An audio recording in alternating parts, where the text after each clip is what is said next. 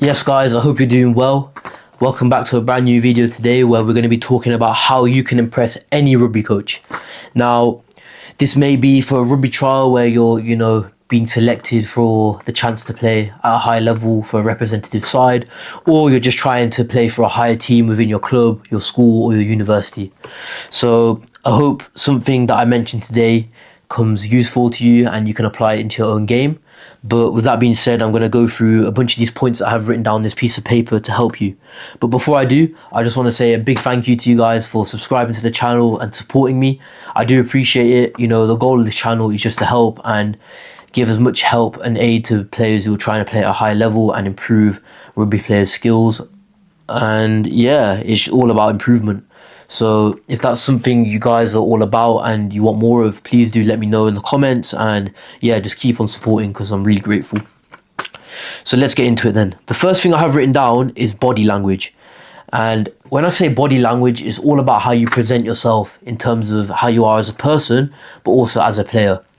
I'd say it's really important to show your kind of sociable side, because if you're willing to show that you're a confident person, but also someone who's willing to learn and show to the coaches that you're someone who's coachable, you're not smug, you haven't got an ego, you're not someone who's kind of cocky, you want to be humble, willing to learn and willing to get better.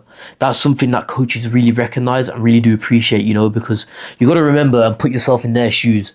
They've gone out of their way to plan out a session or plan out, a set few drills for you guys to improve and get better. And if you're willing to show that you're up for it and you want to give it your all, that's going to be really important, and the coaches are going to remember that and it's going to stick in their mind as well.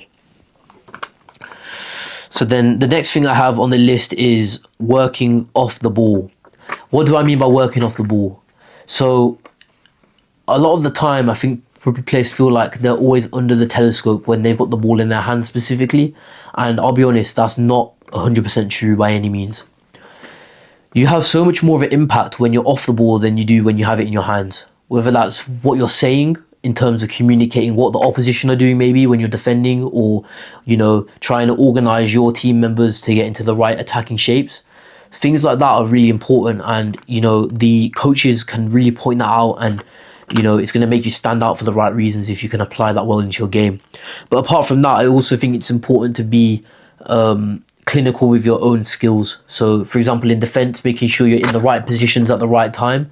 You're not necessarily involved in the phases, but you're ready for the next phase. You're organized, you're showing that you're proactive in terms of how you play.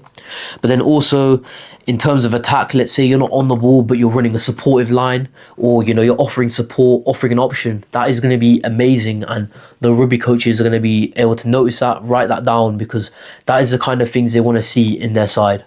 So if you're able to display this, it's going to give you a much better chance of getting selected and noticed for the right reasons. So next on the list is leadership. Now, to be a leader, you don't necessarily have to be the captain of a side. You don't have to, be a bold kind of figure in terms of the responsibility you have, but you need to be a really good team player, because at the end of the day, rugby is a team sport, and the coaches know that, but they want to see if you know that. And to be a good team player, you need to take on leadership qualities. By this, I mean being a good listener, being a good communicator, and generally bonding well with your teammates, because if you have good chemistry with your teammates, you're going to be able to play a lot better, you're going to be more confident, and you're going to be able to perform at a much higher level, in my experience anyways. So really try and communicate well, really talk as often as you can, talk to the men around you, let them know what's going on, look around, feed as much information to your teammates and to yourself as you can, because the more times you talk and actually communicate as a whole, the easier and more simple rugby becomes. So really do try and emphasize this in your own game, guys, and I'm sure the coaches will notice it. The last thing I have on my list for today's video is seeking feedback. feedback is so important. Whether it's just after a training session and you're working on a specific thing, maybe you're doing rooking or you're doing a tackling drill and you weren't personally happy with your technique, ask the coaches on what you can do to improve. If it's not the coaches, ask your teammates as well, because they may have a different view on what your strengths and weaknesses are. Whatever it is, try and seek feedback, have that hunger, have that desire to get better, and it's going to be really good for you as a player. If the coaches don't notice it and don't seem impressed by it, then that's fine. If you're still going out your way to ask questions about how to improve and what your strengths are, what you're doing right, what you're doing wrong, the coaches will have to pay attention to you because they've got to address you directly. Now, I think this is really good as well, because if for some reason you're unsuccessful in your trial, you're able to take away these points and you can apply them to your own game. If you're not able to ask feedback during the trial, maybe there's like a time constraint, you got to get off the pitch at a certain time, whatever it is, you can always, drop them an email or, drop them a message or give them a phone call and just ask them, coach, what do you think I did well in that session? What do I need to work on? How do I improve? And what would you like to see from me? If you can ask these questions, not only does it get the coach thinking about you as a player and what you actually brought to the session, what did you bring to the squad, it also makes them think about how proactive you are and how eager you are to get better and how much you actually want to be a part of the side. So that is a really important one to me, potentially the most important in my opinion. But yeah, guys, that is the list completed and rounded off. I really hope you found something useful off this list that you can implement into your own game. And I want to thank you guys for sticking around to the end of this video. If you found it useful, please do subscribe because it does help me out a lot.